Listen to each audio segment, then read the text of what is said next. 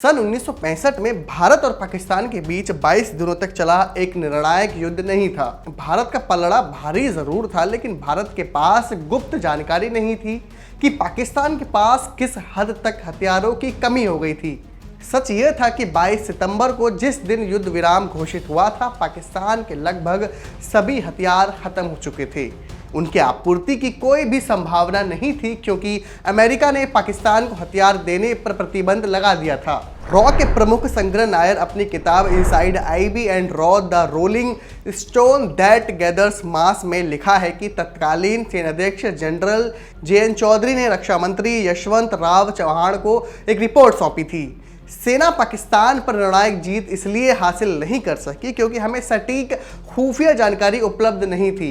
इसकी वजह यह भी है कि ये जानकारी जुटाने की जिम्मेदारी आईबी के नाकारा जासूसों को दी गई थी। इस आलोचना का एक नतीजा जरूर निकला कि भारत ने नई खुफिया agency research and analysis wing raw खड़ा करने का फैसला किया, जिसकी जिम्मेदारी देश के बाहर खुफिया जानकारी इकट्ठा करना था।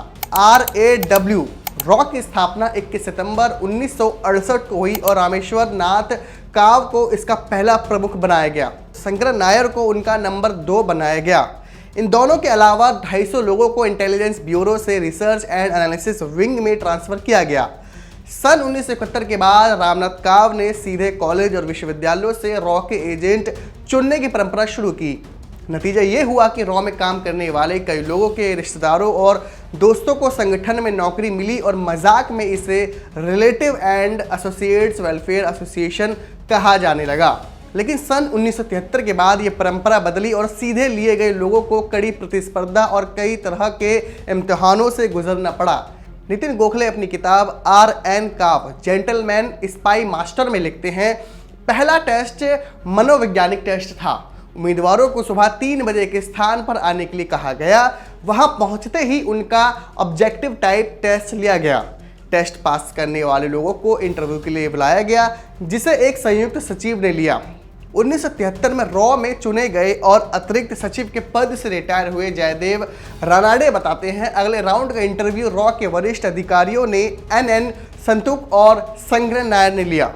इसमें चुने जाने के बाद हमारा सामना 6 सदस्यीय चयन समिति से हुआ, जिसमें विदेश सचिव, रॉ के प्रमुख RN काव और एक मनोवैज्ञानिक शामिल था। मेरा इंटरव्यू 45 मिनटों तक चला। 2 महीने बाद रनाडे को सूचित किया गया कि उन्हें रॉ में चुन लिया गया है। उनके साथ 3 अन्य लोग प्रताप हैबलिकर, चक्रू सिन्हा और बिदान रावल को भी चुन लिया गया है। रॉ के स्पेशल सेक्रेटरी पद से रिटायर हुए राणा बैनर्जी बताते हैं, उसके बाद 1985 से 1990 के बीच रॉ में इस तरह कुछ लोग लिए गए जिससे स्पेशल सर्विस बनी। बाद में अज्ञात कारणों से यह प्रयोग बंद कर दिया गया। अब 95% से अधिक लोगों का चयन भारतीय पुलिस सेवा से ही हो जाता है और आर्थिक इंटेलिजेंस का काम देखने के लिए कस्टम और इनकम टैक्स सर्विस के कुछ लोगों को लिया जाता है। चुने गए लोगों को खुफिया जानकारी हासिल करने की बेसिक ट्रेनिंग दी जाती है। उन्हें किसी एक विदेशी भाषा में निपुणता हासिल कराई जाती है। बेसिक ट्रेनिंग के बाद उन्हें फील्ड इंटेलिजेंस ब्यूरो के साथ रखा जाता है, जहां उन्हें सिखाया जाता है कि उन्हें अत्यंत ठंड में किस तरह काम करना है, किस तरह घुसपैठ की जाए, किस तरह पकड़े जाने से बचा जाए, किस तरह सवालों के जवाब दिए जाएं और किस तरह नए संपर्क स्थापित किए जाएं। फील्ड में जाने से पहले उन्हें आत्मरक्षा की ट्रेनिंग दी जाती है। ये एक तरह का इजरायली मार्शल आर्ट है, जिसमें आमने सामने की लड़ाई को जीतने के लिए गैर परंपरागत के पैंतरे सिखाए जाते हैं। दुनिया के सभी देश विदेशों में अपने दूतावासों को जासूसों के खुफिया अड्डे के तौर पर इस्तेमाल करते हैं। रॉ के एजेंटों को भी अक्सर विदेश में भारतीय दूतावास में तैनात किया जाता है।